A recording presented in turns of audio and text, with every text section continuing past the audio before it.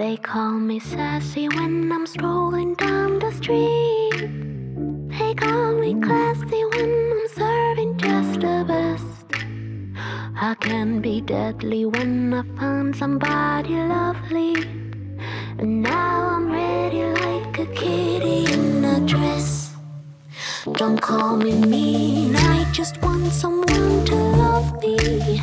Someone to lick my wounds and kiss my aching body. My desperation knows no termination, baby. Now would you love me if I were somebody else? Wish I had a tail. Wish I had a tail. 'Cause if I did then I would swing it, be swinging it in front of you. If I had a tail. If I had a tail. Yeah, if I did then I would swing it, be swinging it in front of you. I would swing it to the beat, I'd be a mover. Всем доброе утро. Сегодняшний влог мы начинаем с готовки. На завтрак у нас были наши любимые панкейки с шоколадом. Полный рецепт я оставлю под видео в описании. И немного покажу рецепт закуски там, или бутерброда, как это можно назвать. Где-то было уже часов 10. Федя после работы захотел выпить кофе.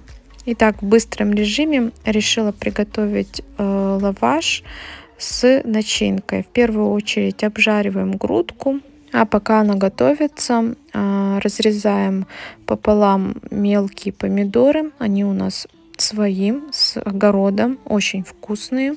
И не дожидаясь, пока грудка остынет, я решила ее разрезать на такие небольшие кубики. Заранее я ее мариновала с вечера, знала, что буду готовить, но грудка мне понадобится не только для бутерброда, но и для обеда. Потом я чуть позже покажу. Маринад, как обычно, соевый соус, паприка сладкая, чеснок немного и черный перец, ну и соль, конечно же. Далее делаем соус. У меня это майонез и кетчуп смешанный. Вы, конечно, можете взять сметану, если не едите майонез.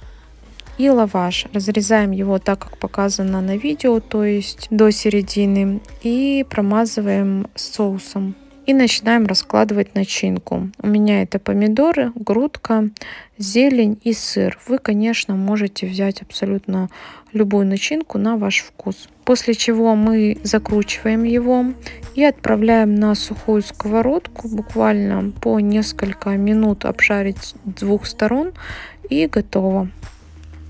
Следующий рецепт это будет десерт 2 или 3 даже шоколада.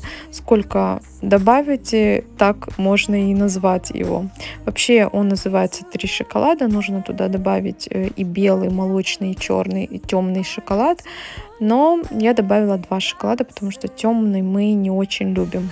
И да, кстати, готовится он абсолютно без сахара. Первым делом берем яйца и творожный сыр. Хорошо прям все перемешиваем. Далее добавляем сливки. Сливки должны быть холодные. Обязательно 33% жирности. Ну, вообще идут от 30, не менее. Должна получиться такая однородная масса, густая сметана, так скажем. И чтобы не было комочков, можно перемешать блендером, допустим, или миксером. Далее берем шоколад. Шоколад у меня белый и молочный. Растапливаем его в микроволновой печи.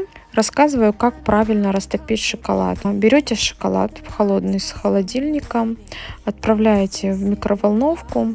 И каждые 10 секунд обязательно нужно перемешивать. Как-то у меня спрашивали девочки, почему у них шоколад сворачивается. У меня не было таких никогда проблем. Единственный раз как-то в Сочи я делала торт, и у меня свернулся шоколад от того, что он был некачественный, то есть, скорее всего, не свежий. Так я покупаю на Озон, на Валберес специальный кондитерский шоколад для выпечки. Покупаю по 1 килограмму.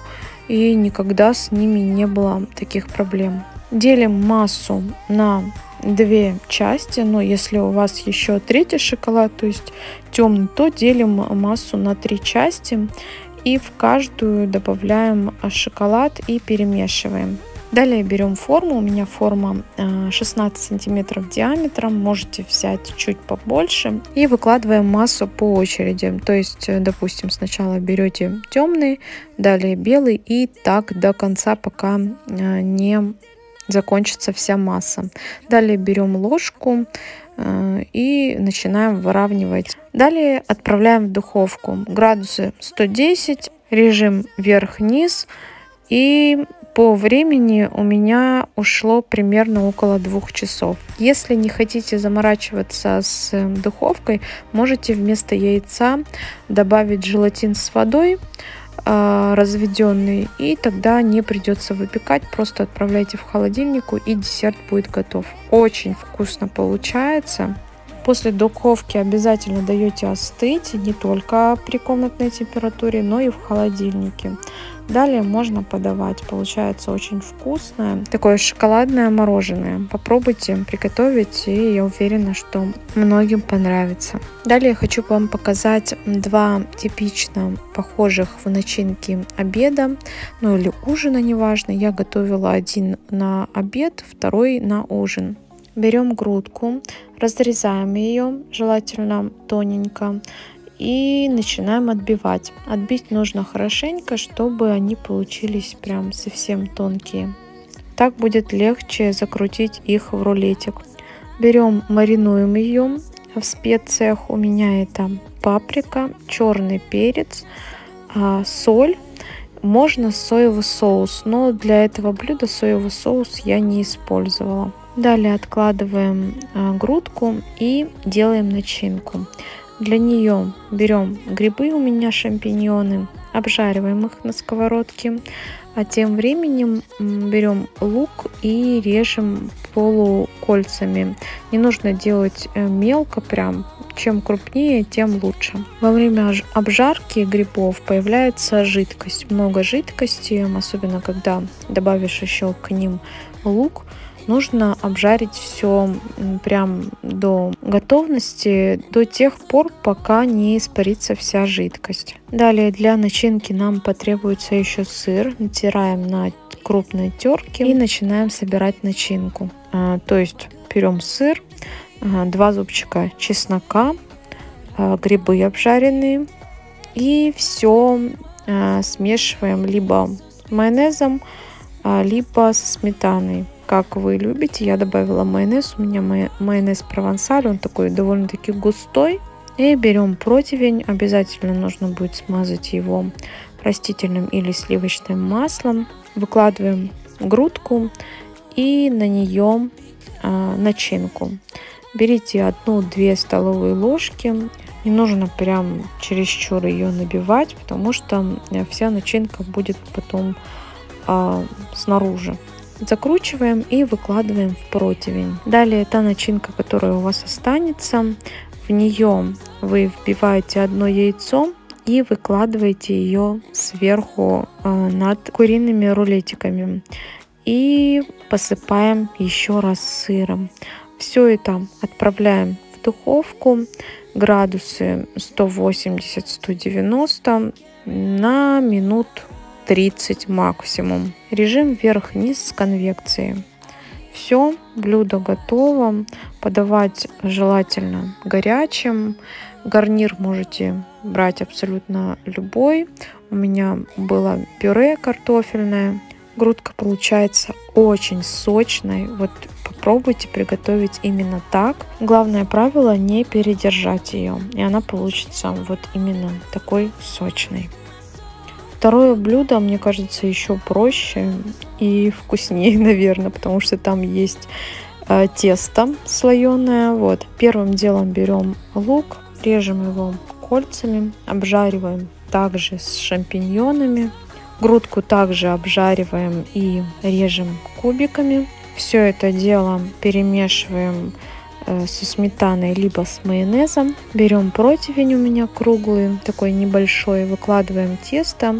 Тесто берите бездрожжевое, слоеное, и сверху выкладываем начинку. Далее берем сливки. У меня это 33% жирности, но можете взять и меньше. Вливаем совсем немного, так для сочности. И посыпаем все это дело сыром. Скручиваем края теста и смазываем все яичным желтком. Отправляем в духовку, та же температура, тот же режим, до тех пор, пока не подрумянится тесто. То есть пока оно не будет готово. Достаем и сразу же подаем. Это блюдо у нас съели сразу за ужин. Получается просто очень нежное, вкусное, сочное. Все ингредиенты абсолютно на все рецепты оставлю в описании под видео.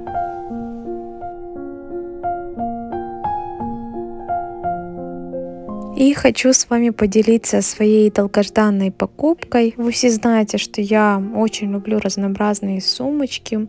У меня их очень много. Но у меня была такая мечта приобрести сумку из натуральной кожи. Это российский бренд Mills Karta. Доставка по всей России. И у них есть магазин в Москве. Кому интересно, адрес оставлю на экране. По цвету я выбрала нежно-голубой, хотя на сайте было представлено еще в 4 расцветках. Сумочка имеет короткий ремешок. Также в комплекте шел ремешок, который одевается на плечи. Кстати, она довольно-таки вместительная. В нее можно поместить не только телефон, но и косметичку, например. В магазине представлены не только сумочки, но и очень классная стильная одежда. Также рюкзаки, дорожные сумки и сумочки эко-кожа. Я очень люблю спортивную одежду. Эта сумка меня покорила, так как ее можно носить и со спортивной одеждой, так и с любыми платьями. Знаю, что будете спрашивать. Ссылочку на магазин обязательно оставлю в описании под видео. Мы начинаем. Мы открываем новый канал. Ремонт дядя Федора. Угадайте, что мы будем делать? Что я год прошу? Не прошло и года. Не надо, еще года нету. Ну да, года нету, но я очень давно. В общем, что я хочу сделать? Сейчас многие начнут писать, что зачем тебе второй рейлинг. Но, в общем, здесь повесить рейлинг. Помните, у меня вот здесь вот стоял такой поднос, там было растительное масло, соль, перец. В общем, я хочу это все убрать, чтобы у меня было больше пространства для готовки. Плюс в следующем ролике я покажу, что у меня будет новый помощник на кухне, поэтому иногда он будет стоять здесь, и мне нужно больше пространства. На рейлинг я хочу повесить, ну что я хочу повесить, в общем, я покажу в конце. Это Икея, это ретро, раритет уже. Икея, кстати, все закрылось. Но Икея ушла, но многие сейчас производители начали не то что копировать, как бы, как вам скажу, вся жизнь кто-то кого-то копирует, да? Кто-то кого-то исполняет, там, знаете, редко, ну как, кто-то придумывает, сразу же что-то похожее выпускает, потому что сейчас это намного проще сделать, нежели самому придумать, да, разрабатывать свой дизайн, вот. Но самое крутое такое, это я вот слышал про фирму Zara. Вот это одежда, сейчас это очень громадная фирма, там и Брешка, по-моему, как-то еще там, да, это реально, сам чувак, да, там они голодные были, ну, как рассказывают, как мама в долг брала еду, вот, и как этот пацанчик, не ходя в школу, а начал там искать подработку, чуть-чуть там, и сейчас обороты Зары превышают там страшные деньги, вот, молодцы, и у них новая коллекция, новый бренд, они буквально это все отшивают и выпускают там за 2-3 недели у них происходит. И все. В этом плане молодцы. Так же, как и мы. Так, короче, смотри. Куда будем вешать? Да, в конец. Ну, откуда будет здесь кончаться? Если ты от края хочешь? Нет, чуть сюда хочу. Сюда? Угу. Например, вот. Ну да, вот от вот этой штучки. Вот, вот так? Угу. Все, сейчас я ручку помою. Вот так, да? Угу. Или еще? Да, ну для меня нормально, не знаю, ты там уже. Так нормально, да? Угу. Ну все, Федя закончил, делов было буквально на несколько минут, и я решила все везде помыть. Я имею в виду полностью фартук.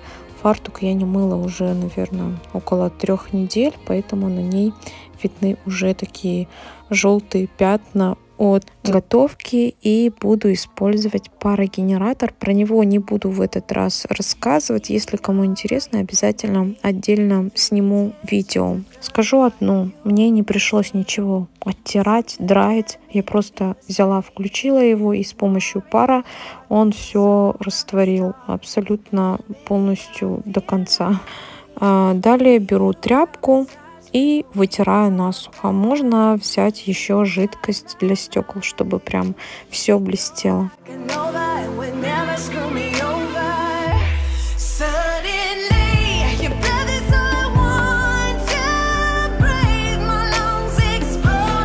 И на этой минуте я буду заканчивать это видео. На самом деле я прям, знаете, не делала там какую-то супер уборку. Я просто решила помыть фартук, потому что все равно его нужно было протереть. И вытерла и убрала всю поверхность со столешницы. Я думаю, что сейчас выглядит намного лучше, чем было. И вот этот поднос, который стоял около индукции, на самом деле мне реально мешал. Особенно, когда я работала с тестом или делаю какие-то мини-заготовки.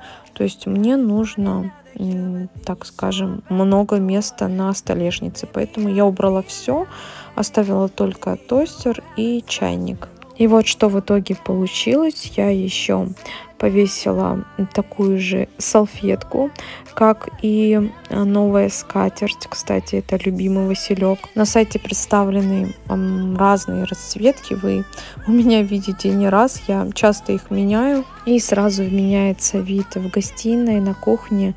Прям супер по-новому. Ну и я хочу с вами попрощаться. Спасибо большое, что досмотрели это видео до конца. Надеюсь, вам понравилось. Всем пока-пока.